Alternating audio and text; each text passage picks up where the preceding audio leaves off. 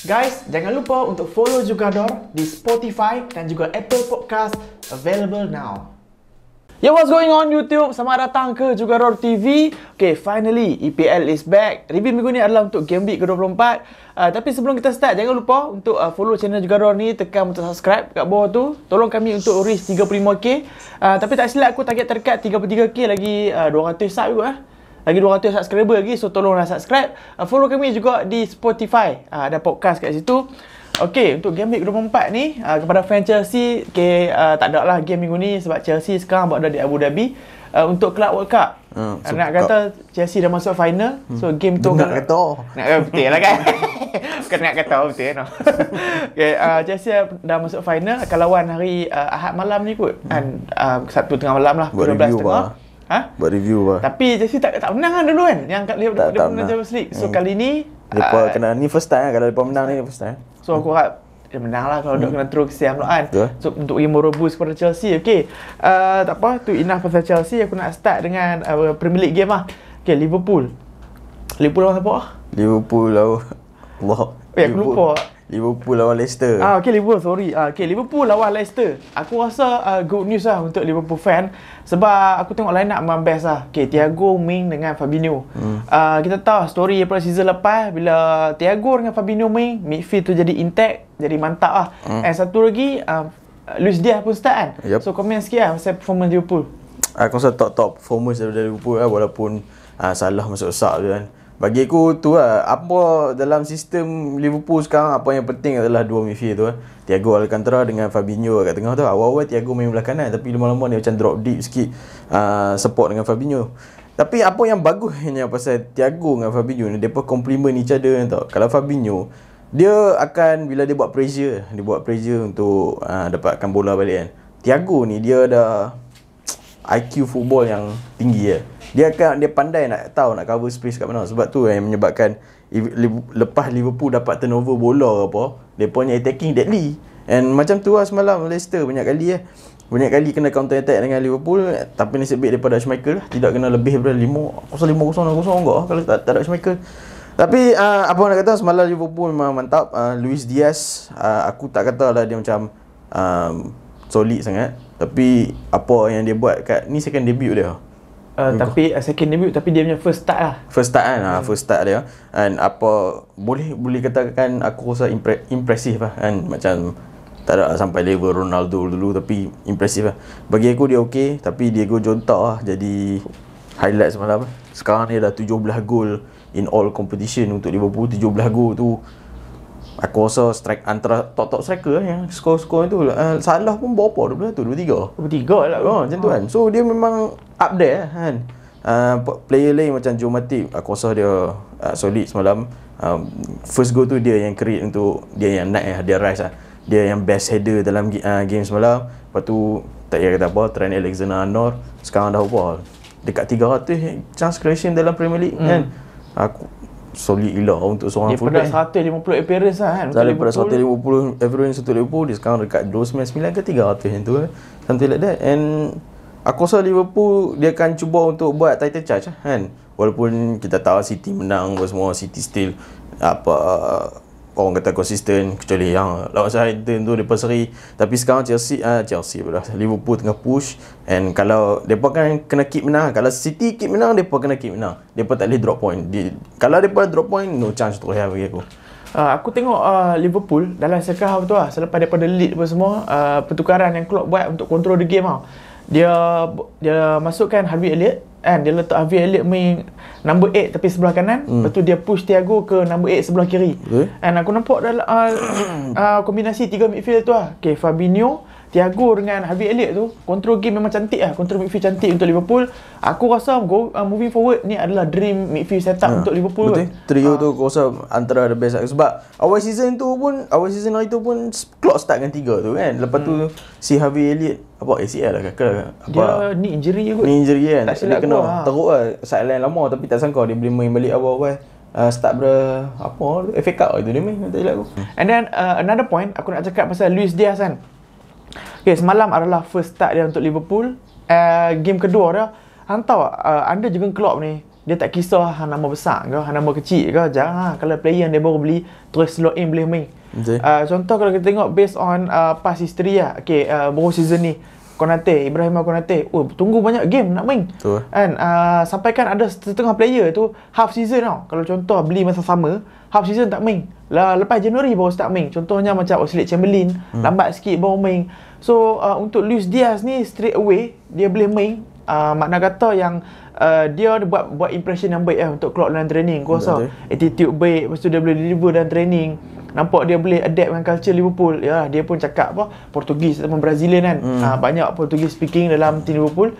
So bantulah period of adaptation tu. Tu pun yang aku nak cakap. And then another point lah, ini tentu pasal performance Liverpool. Satu lagi yang ni pasal outside lah.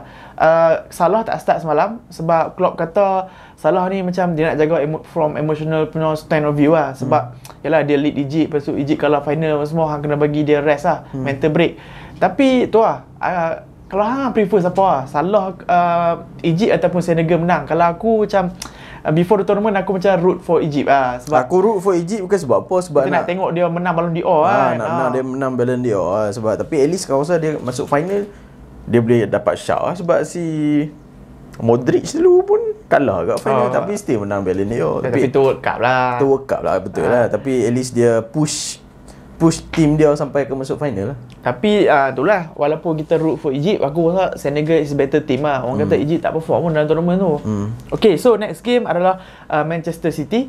Okay, Manchester City lawan Brentford. Okay, Manchester City lawan Brentford. Aku tengok game tu is typical Manchester City lah. Sebab aku rasa one day ataupun two days before game main, Athletic release satu artikel tunjukkan semua tim dalam Premier League ni mereka punya zone of control position.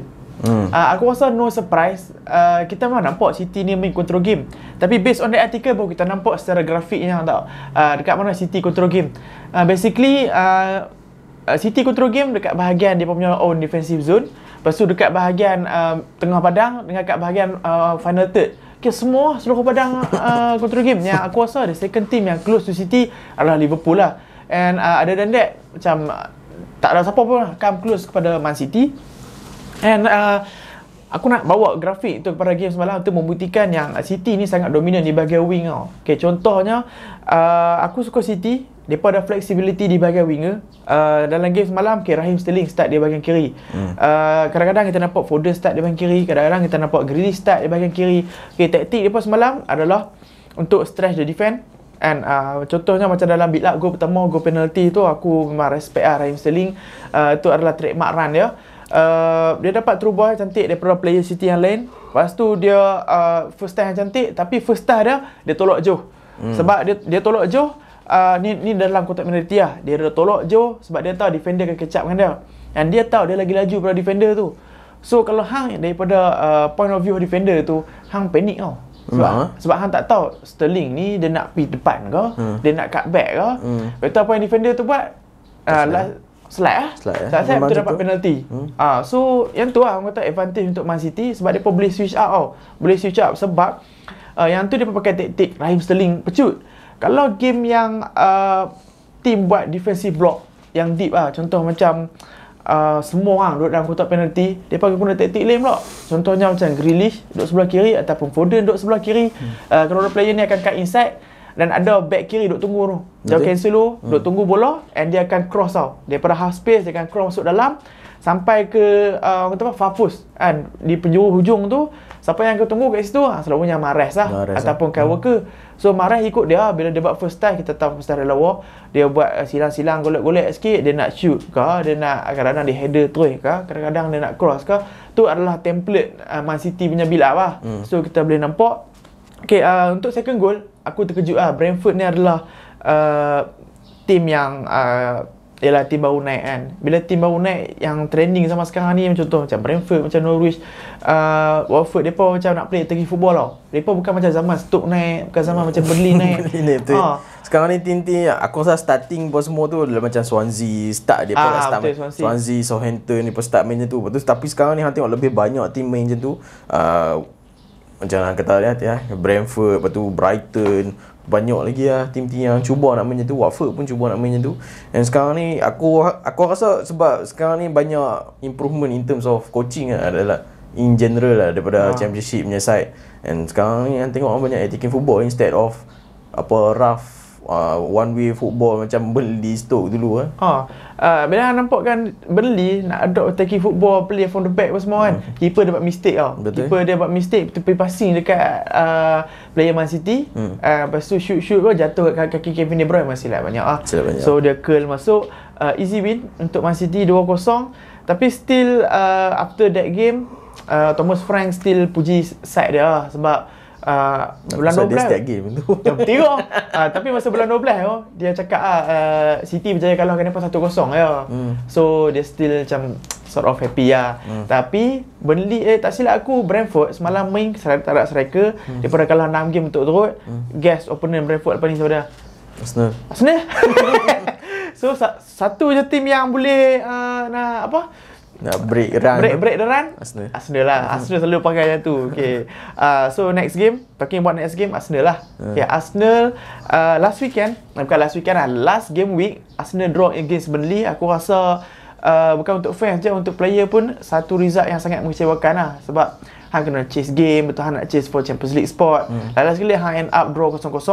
So apa efek daripada tu bawa kepada game ni Arsenal macam nak menang Arsenal memang kena perlukan kemenangan pertama sebab 2022 kan dia tak menang langsung lagi. Lose draw. And semalam lawan Wolves, first kemenangan dalam 2022. Aku rasa tu efek pergi Dubai ke apa, cuti dapat berehat, pikir-pikir sikit kan. Aku rasa dekat sana, dekat Dubai tu, Arteta training 10 orang, Arsenal main dengan 10 orang. Sebab wow, 4 credit card in 6 game kan, which is ridiculous amount lah untuk ni. Arsenal ada banyak red card daripada goal lah season untuk 2022 kan. Gila-gila kan. Credit card 4, gol 2. Gol 2 kan. Support semalam. Aku iyalah, red card lain, tapi yang ni Gabriel Martinelli ni adalah red card yang aku pernah nampak red card ni tapi still mengejutkan kan. Memang ada 2 fall in quick succession, tapi selalunya satu diabaikan je lah kan. Tapi macam tu juga dapat 60 minit 69 kena red card lah, 21 minit nak main tak lawan Wolves yang aku rasa bagi aku mantap lah. In terms of defensive memang Wolves antara yang top lah di season ni. Alhamdulillah tengok 21 minit lah tu memang Arsenal struggle gila. In fact kalau hang tengok balik, kalau hang tengok statistik balik, Rob Holding yang masuk daripada yang ganti siapa tapi sebab Saka disebabkan kad merah tu kan. Dia masuk, dia buat clearance paling banyak. Dia main tu 20 minit lah bro kan. So tunjuk yang macam mana Arsenal struggle lah in last 21 minit after the red card lawan Wolves. Tapi aku bagi kredit lah dekat Arsenal sebab selalunya game-game macam ni, sebab hantau Spurs kalah, MU seri. So Arsenal kalau dia take advantage, dia akan naik ke top lah kan.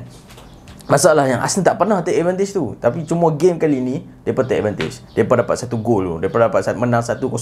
Walaupun bagi aku kata struggle, memang tengah struggle lawan Wolves tu, tapi depa take advantage lah kali ni. Sebab selama ni tengok awal-awal season tu sepatutnya menang lawan Everton tu akan dapat jadi top 4 lama lah. Secure. Tapi depa kalah dengan Everton tu. Sekarang ni lawan Wolves, semua orang negatif sikit lah nak masuk dalam game tu. Fan lah negatif. Tapi player-player mungkin positif sebab baru balik cuti kat Dubai, training kat Dubai apa-apa. And kali ni dia masuk dapat 1-0 tu, menang 1-0, bagi aku lega. Cuma yang slacknya dapat kad merah sekali lagi lah. And sekarang ni setengah struggle lah. Lepas ni Gabriel Martinelli pula tak boleh main. Aku expect Smith Rowe, front 3 tu Smith Rowe, Saka, Lacazette lah kot kan, dengan Odegaard kat tengah. So Arsenal aku berpuas hati dengan performance mereka, and aku harap mereka boleh push lagi sebab lepas ni game mereka tak banyak kan. So mereka banyak rest. So Arsenal in advantage lah sekarang sebab Chelsea dengan Liverpool pun semua ada dalam cup competition lain. Jadi semua game tengah postpone. So aku harap lepas lawan Brentford ni tak jadi macam hang kata run break. Tiba-tiba kalah pula, tapi tak apa. Based on statistik kan, statistik red card, Arsenal ni dulu under Wenger terkenal dengan fair play lah. Fair play, tapi aku tak tahu Gentleman team gentleman team lah kan. Under Arteta tak, sejak Arteta ambil alih, Arsenal in all competition 15 red card. Terbanyak sekali compare dengan tim lain. Entah tim ke tempat second siapa dia? Southampton 8 red card. Arsenal 2 kali ganda, lebih banyak daripada tim tempat kedua. Aku tak tahu what happen dengan Arsenal. Tu lah macam kalau based on this year pun lepas 6 game 4 red card. Sebab tim ni tak ada jaga. Tapi aku bukan nak backup Martinelli ke apa. Bagi aku dua foul yang dia buat tu adalah bookable offence lah. Memang kalau separately memang kita akan bagi yellow, yang ni yellow.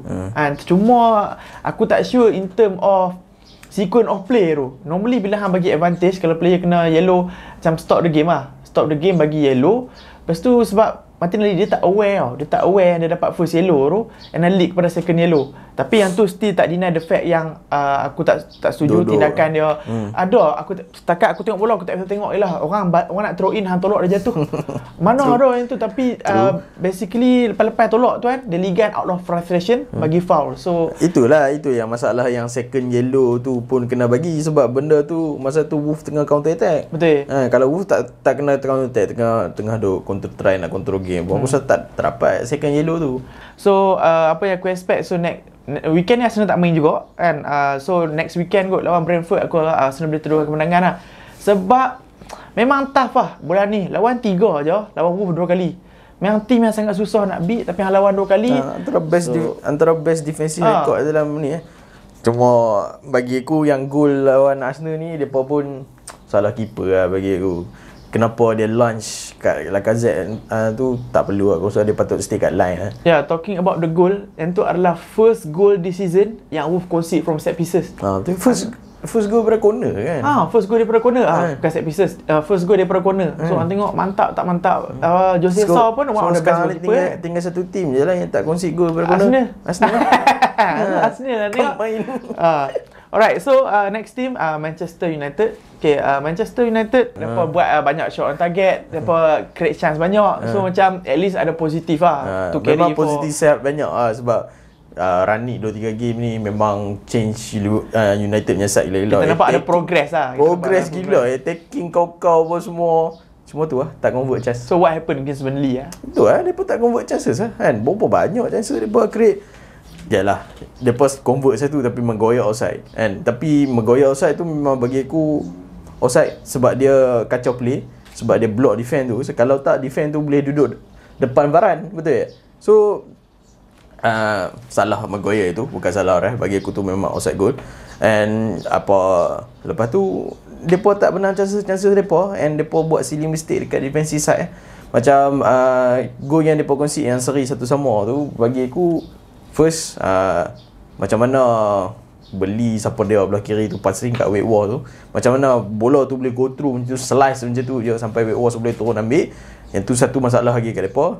Nombor 2, Whitworth masa tu McTominay dah nak ambil, tak ada orang pun nak beli punya side belah sana, tapi Maguire masuk juga.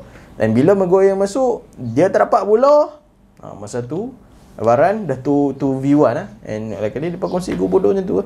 And aku faham pasal apa player fan-fan memang marah gila kat Maguire sebab dalam game tu dia dah bagi disalak gol dekat Varane, dia bagi concede satu gol. So memang salah dia.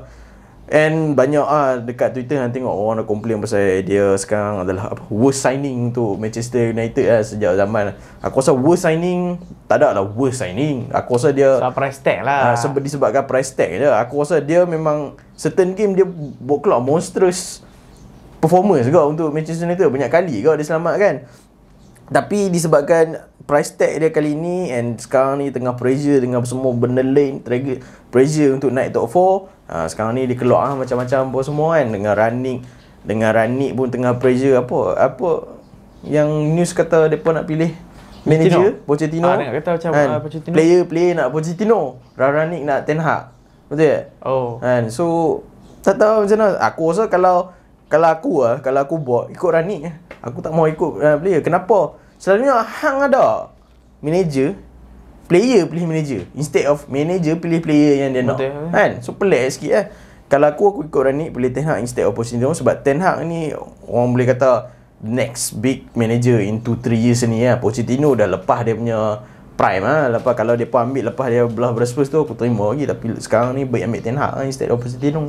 Yalah, untuk performa MU semalam tak ada lah teruk kan tak. Sebab hang kena consider juga depa lawan dengan Burnley. Betul. So Burnley ni memang susah nak breakdown lah. So memang hang expect dah Burnley memang akan defending deep dalam kotak penalti penuh player. So Man United boleh score gol daripada Pogba. Gol yang bukan daripada gol scrappy lah, bukan gol tanduk-tanduk ke apa, gol yang melalui daripada cross. Pogba boleh shoot dan gol. Aku rasa gol yang sangat cantik lah. So MU boleh score dulu lawan dengan Burnley ni, aku rasa a big advantage lah. So macam mana hang manage selepas itu adalah sangat important. Bukan kata MU saja, Arsenal minggu dalam game week lepas pun tak boleh nak breakdown Burnley. Setakat ni yang boleh tengok breakdown Burnley apa? Liverpool, Man City. So aku rasa MU bukan nak kata teruk ke apa, tapi macam rugi lah, tak take advantage sebab hang dah lead away against Burnley. And aku tengok ramai juga orang salahkan Pogba. Contohnya ada pandit kot, Schmeichel ke siapa salahkan Pogba, tapi hang kena faham masa Rani ambil alih Pogba tak fit lagi kan. Betul. And then masa mula-mula Rani ambil alih pun MU struggle untuk adapt dalam game. MU struggle untuk adapt dengan formation 4-3-2 Rani, sampailah Rani kena tukar balik ke kadang-kadang 4-3-3 ataupun 4-2-3-1. And then sekarang ni MU dah macam budget adapt tau. Tapi Pogba tak adapt lagi. Sebab masa MU fasa untuk adapt, Pogba baru start main sekarang. Betul. So macam hang tak boleh nak salahkan Pogba. Tapi walaupun tak salahkan Pogba, gol yang MU kongsi tu aku salahkan midfield system lah. Sebab ketiadaan orang kata apa, natural CDM ataupun dalam tim depa yang defensive minded midfielder, mungkin Fred lah. Fred tak ada player yang nak tutup passing lane kepada Weghorst tu, yang membuatkan MU concede.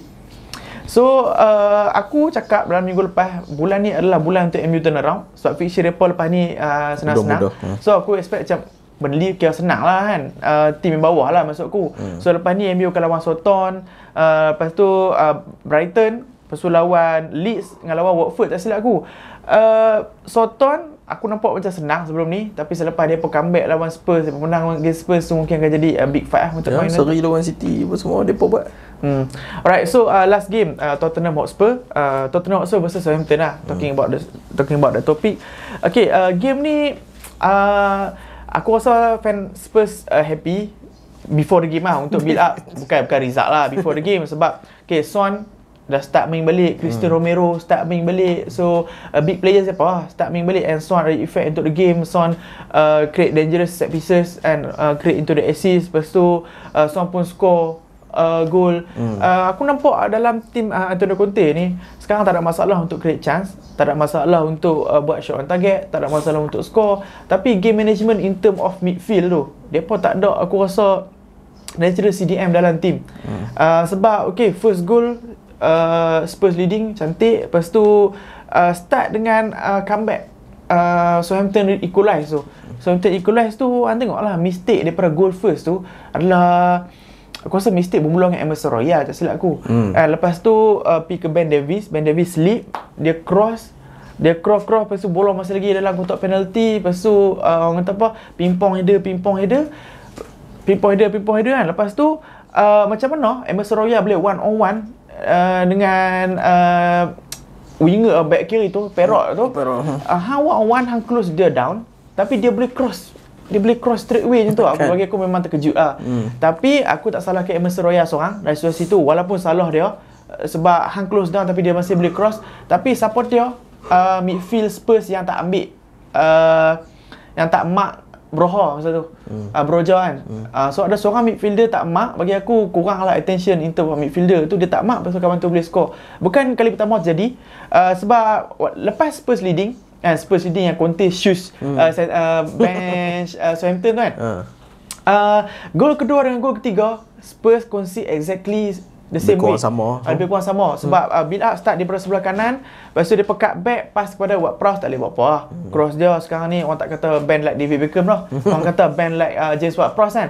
So cross dia tu, cross dua-dua goal header. Orang kata template sama, tapi dua player yang berbeza score. Aku rasa first kali El Yunusi and kedua Cik Adam. Tapi sekali lagi highlight dalam kedua-dua goal yang miss tu adalah Emerson Royal.